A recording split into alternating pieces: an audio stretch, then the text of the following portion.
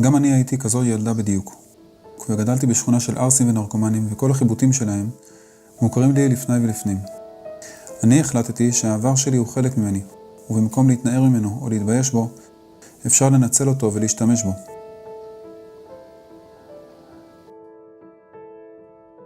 אחד המסרים החזקים של דפנה זה היה לבחור בחיים. היא עשתה את זה במהלך חייה. היה לה את כל הנתונים כדי לא לבחור בחיים. וצריך לדעת שיש לנו זכות בחירה. אלוקים העניק לבני אדם משהו אחד שהוא אלוקי לגמרי. פשוט לא הייתה מושפעת בתכתיבים, שאפשר להגיד את זה על מעט מאוד אנשים, והלכה עם האמת שלה. היא תפרה והשתתפה בקבוצות תיאטרון, והיא למדה בעצם את כל התחום של פוריות, והתמחתה ונסעה ללמד את זה בכל מיני מקומות, ועל הקליניקה, ועבדה בבית חולים. היא באמת חיה כאילו יש לה 50 שעות ביממה.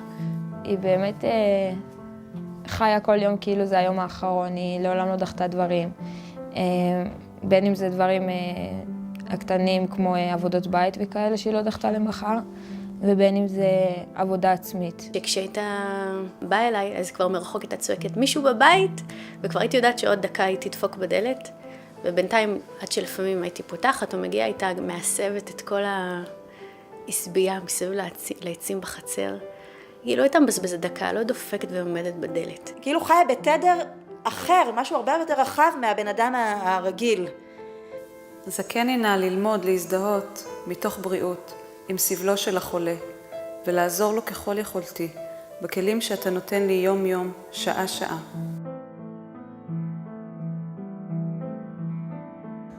אחרי שהקריאה לי את התפילה הזאת, אמרתי לה, את יודעת מה דפנה? את עברת את הבחינה, אין צורך להיבחן.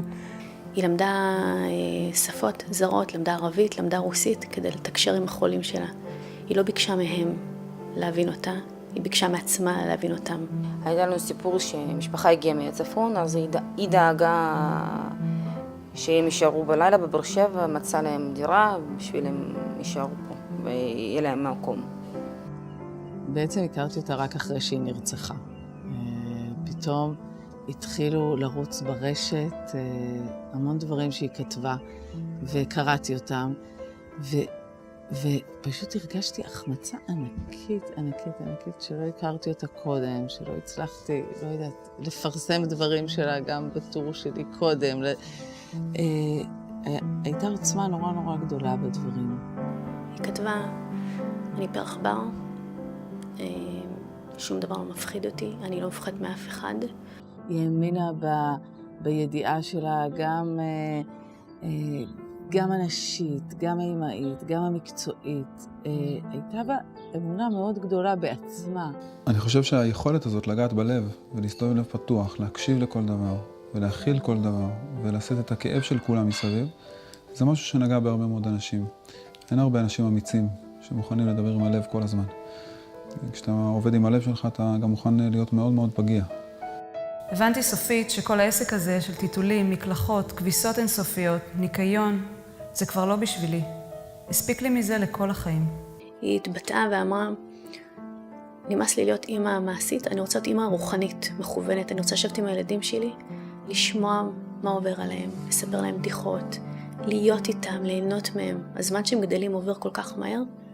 אני רוצה להיות שם בשבילם בזה. היא הייתה מתנחלת לי בחדר. היא הייתה באה למיטה, נשכבת, ומדברת איתי על השעות הקטנות של הלילה.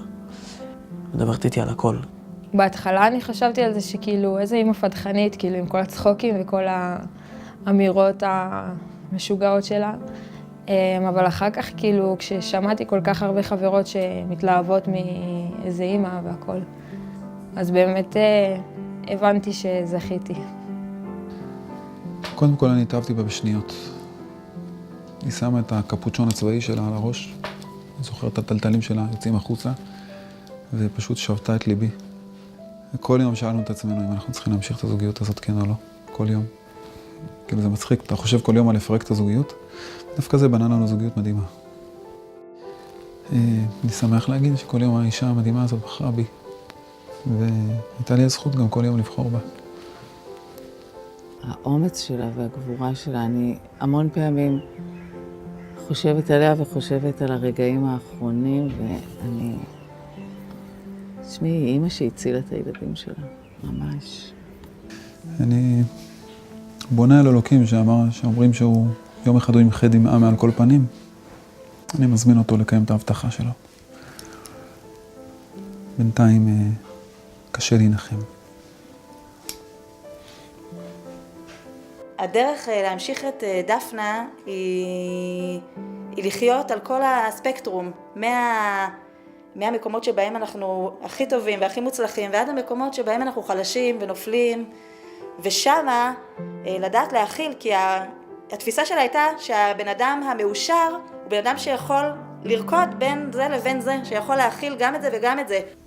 היו לה המון חלומות שאנחנו רוצים להגשים.